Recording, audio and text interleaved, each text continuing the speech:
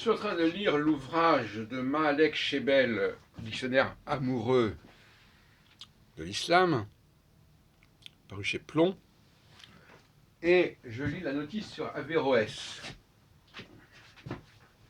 Averroès, Ibn Rushd en arabe, 1126-1198, correspond à peu près à l'époque des travaux que j'ai fait, de mon corpus pour ma thèse de doctorat, troisième cycle en études orientales, que j'ai soutenu en 1979, et qui est paru sous le titre Le monde juif et l'astrologie.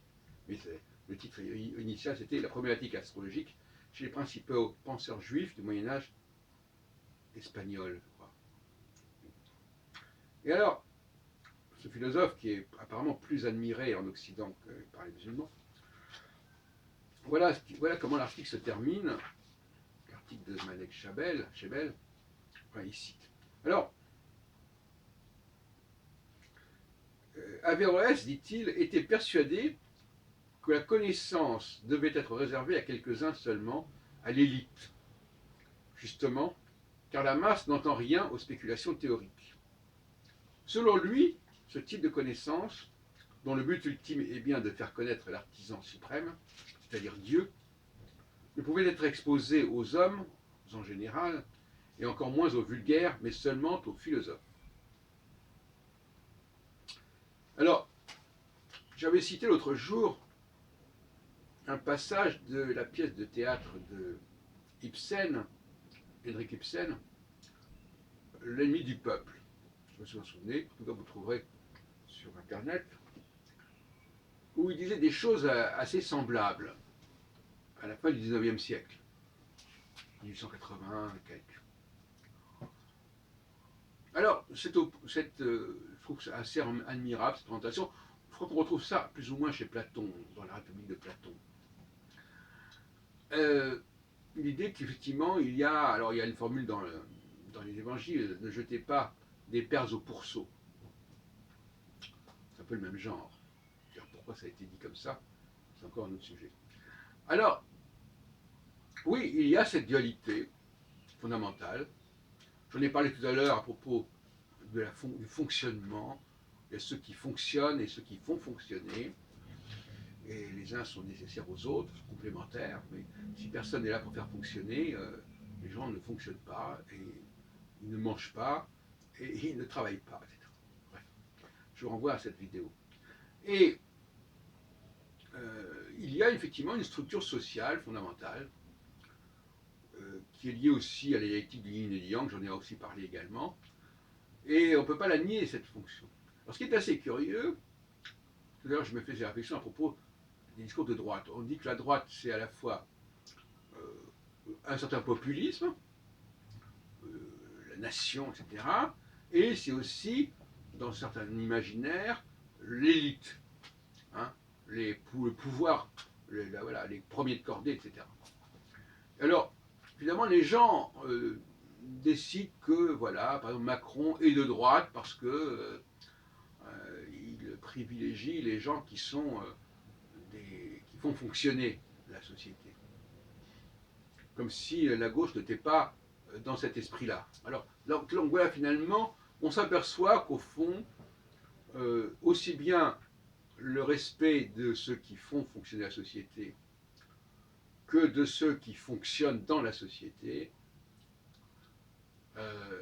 est aussi bien de gauche que de droite. Et donc les gens qui doctement vous expliquent, n'est-ce pas, que Macron mène une politique de droite, d'abord ça ne veut pas dire grand-chose parce qu'il y a des périodes, de toute façon, on n'a pas le choix.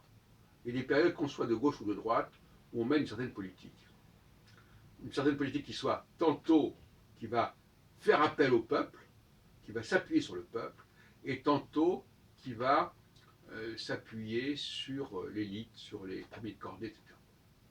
Et ça, il faut être naïf pour ne pas comprendre que c'est une nécessité, et que la question c'est de savoir à un moment donné, et pour combien de temps, telle politique va être menée ou telle autre, et dans quel ordre elle doit être menée. Parce qu'il faut bien comprendre aussi qu'on ne peut pas mener toutes les politiques en même temps. On ne peut pas à la fois favoriser et être à l'écoute d'en bas et d'en haut.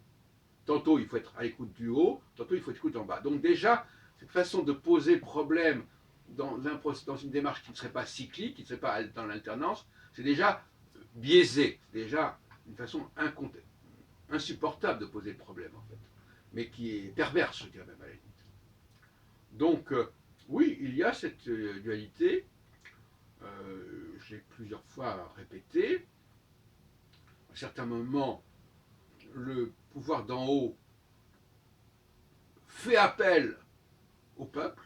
Le cas remarquable, c'est la convocation des États généraux par Louis XVI au début de 1789, donc avant la prise de la Bastille.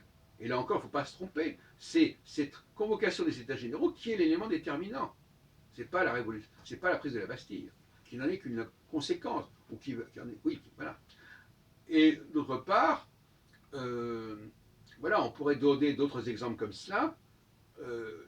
Par 68, c'est pas un appel au peuple. 68, et encore le mot appel au peuple veut dire deux choses différentes. Soit c'est un appel à peuple pour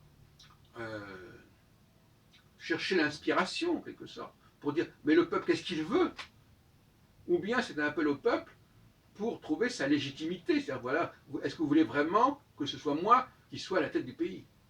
Et c'est pas du tout la même chose. Dans un cas, par exemple les cahiers de doléances, les états généraux, c'était vraiment pour savoir ce que le peuple pensait. C'était à l'écoute du peuple, à l'écoute des intérêts du peuple aussi. Comme en 95 d'ailleurs, quand Chirac a proposé, pour se faire élire, de résorber la fracture sociale. Voilà. Bon, c'était une façon de dire, voilà, enfin, bon, nous allons être à l'écoute du peuple. Et en fin de compte, il a mené une politique totalement opposée à cela, une politique d'en haut et non pas une politique d'en bas. Et c'est ça qui a provoqué les événements de 95. Et c'est pas du tout la même chose qu'en 68 non plus. En 68, De Gaulle avait une légitimité qui était parce que tout simplement on était dans une phase cyclique différente. Hein, pour employer le jargon que j'utilise, en 68 on était dans une phase yin et en 95 dans une phase yang. Et actuellement nous sommes dans une phase yin. Donc les événements actuels, il faut les comprendre dans ce sens-là. Il ne s'agit pas de savoir si Macron veut ceci ou cela. Il y a quelque chose qui s'impose, tout simplement. Il y a un système, il y a une systémique qui s'impose. Et qui fait que la société, à un moment, a besoin de ceci ou a besoin de cela. Et elle ne peut pas en même temps avoir l'un et l'autre, même si Macron a pu dire les choses comme ça, mais ça se situe dans le temps. Bon, et lui-même, il a instauré effectivement des priorités. Clairement. Il dit, voilà. Alors, donc dès le départ, il a dit, bon, par exemple, bon, voilà, il y aura des impôts ici, il y aura moins d'impôts là, voilà, très bien. On prendra moins, on donnera moins, etc. Bon, tout ça, ça a été dit. Donc, actuellement, nous sommes dans une phase qui n'est pas celle de 97 et qui est plutôt celle de 68. Mais 68, au sens de, comme disait très bien un commentateur, je crois que sur C'est dans l'air, ou sur, etc., Macron espère qu'on va sauter mai 68 pour arriver à juin 68. C'est exactement ce qu'on fait, ce qu'ont cru pouvoir faire en 95 et 97 Chirac et Juppé, hein, à savoir rééditer le coup de force en quelque sorte légitimiste de Gaulle et en dissolvant l'Assemblée comme ça a été fait en 68, en juin 68, début juin 68, tout au début, avec des élections qui ont eu fin juin 68. Voilà, espérer qu'il y aurait effectivement une majorité qui serait favorable à Chirac, ce qui a été un échec total. Mais ça n'a pas été un échec pour 68. Donc ne confondons pas les événements, mais il faut avoir les bonnes grilles de lecture. Et comme je disais dans une précédente vidéo, il ne faut pas dire n'importe quoi en s'arrêtant sur des détails, sur des particularités. Tout à l'heure, je discutais avec un Africain, et il me disait, oui, alors Macron c'est spécial parce qu'il a il est uni parce qu'il a une femme plus âgée que lui. Bon, enfin, c'est n'importe quoi. Voilà, donc c'est de la musette, ça, c'est n'importe quoi, je suis désolé de le dire.